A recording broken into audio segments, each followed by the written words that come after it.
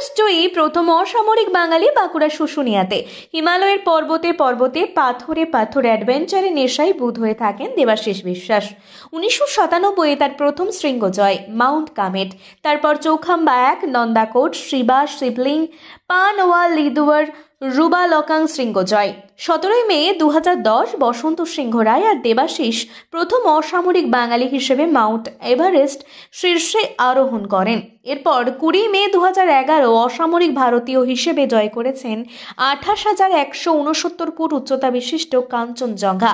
দেবাশিস বিশ্বাস এলেন বাঁকুড়াতে, বাঁকুড়া শুশুনিয়ায় 4 দিনের রক ক্লাইম্বিং কোর্সে একেবারে এক্সপার্ট ট্রেনিং দিতে তিনি হাজির হন শুশুনিয়াতে। 4টি রক ক্লাইম্বিং কোর্স রয়েছে শুশুনিয়া, গোজা, বড়ু, বেরো এবং জয়চণ্ডী। তার মধ্যে সবচেয়ে উৎকৃষ্ট হলো শুশুনিয়া। সরকারের ইউথ সার্ভিস ডিপার্টমেন্ট থেকে এই কোর্সগুলি করানো হয়। দেবাশিস বিশ্বাস বলেন, রক ক্লাইম্বিং এর জন্য যা যা প্রয়োজন সবকিছু রয়েছে শুশুনিয়াতে। একদম আদর্শ একটা জায়গা, পাথরের ভূপ্রকৃতির চেনা, ফাটল ধরে কিভাবে উঠতে হয় এবং কিভাবে নামতে হয়, সঙ্গে রক ক্লাইম্বিং সম্বন্ধে ক্লাস এবং পরীক্ষা নেওয়া হয় এই কোর্সে। মোট 35 জন ক্লাইম্বার শুশুনিয়াতে কোর্স করলেন। শুধুমাত্র পাহাড়ে ওঠাই নয়, পাহাড়ে চড়া ছাড়াও রয়েছে পরিবেশ সম্বন্ধে সচেতনতা। পরিবেশ সম্পর্কে সচেতন না হলে হতে পারে বিবিধ সমস্যা। যারা পাহাড়ে উঠছেন প্রচণ্ড দৈহিক পরিশ্রম প্রয়োজন তাদের। মাধ্যাকর্ষণ শক্তির বিপরীতে চড়াই করে উপরে ওঠা খুবই কঠিন একটা কাজ, ফলে প্রকৃতির সঙ্গে একাত্মবোধ হওয়াটা খুবই প্রয়োজন বলে মনে করছেন দেবাশিস বিশ্বাস। সেই কারণে পরিবেশ সম্পর্কে সচেতনতাও এই সকল কোর্সের একটি অঙ্গ। এভাবেই বছরের পর বছর রাজ্যের পর্বত আরোহণে একটি ভিত্তিপ্রস্তর।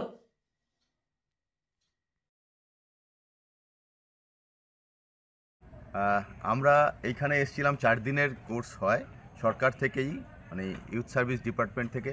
এই শুশুনিয়ার মতন 4টে জায়গা আছে, শুশুনিয়া, গজাবুড়ু, বেরো আর জয়চণ্ডী। আমরা 4 দিনের স্লটে রক ক্লাইম্বিং কোর্স করাই। তার মধ্যেই একটা এই শুশুনিয়া তার মধ্যে 4টের মধ্যে সবথেকে ভালো জায়গা, যেখানে সমস্ত রকম জিনিসগুলো আছে। রক ক্লাইম্বিং করতে গেলে যা যা দরকার সবই একদম আদর্শ একটা পরিবেশ। আমরা এখানে এসেছিলাম 4 দিনের একটা কোর্স। আজকে আমরা ফিরে যাচ্ছি। এরা উপরে ওঠে, এখান থেকে ট্রেক করে পাহাড়ের মাথায় ওঠে, তারপর বিভিন্ন রকম রক, মানে পাহাড়ে একটা পাহাড়ের পাথরের ওয়ালে কিভাবে ক্লাইম্ব করতে হয় তার টেকনিক্যাল শিক্ষা আমরা দিই। বিভিন্ন রকম হয়, কিছু কিছু হালকা গ্রেডিয়েন্ট থাকে, হালকা ঢালের, সেটা আমরা হেঁটে উঠতে পারি। কিছুতে হাত পা ধরে উঠতে হয়, কিছু কিছু টেকনিক্যাল জিনিস ব্যবহার করতে হয়। তো আমরা সমস্ত রকম শিক্ষা এখানে দিই।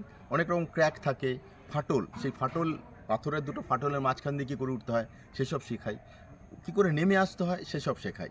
তারপরে তাদের একটা ছোট্ট করে ক্লাস নেওয়া হয়, তাদের একটা পরীক্ষা হয়, সেই পরীক্ষায় আমরা দেখে নিই তারা কতটা শিখতে পারলো। আর একটু বেটার মানুষ কিভাবে হয়, একটু পরিবেশ সম্বন্ধে একটু সচেতনতা বাড়াই, চারপাশটা আরও কী করে সবুজ থাকে, পরিবেশটা কী করে আরও আগের মতন সুন্দর হয়ে যায়, আর যেন খারাপ না হয়, এই সমস্ত কিছু আমরা এর মধ্যে শেখাই। কতজন এখানে শিখলো? আজকে এখানে আমরা এসেছিলাম প্রায় 35-36 জন এসেছিলাম।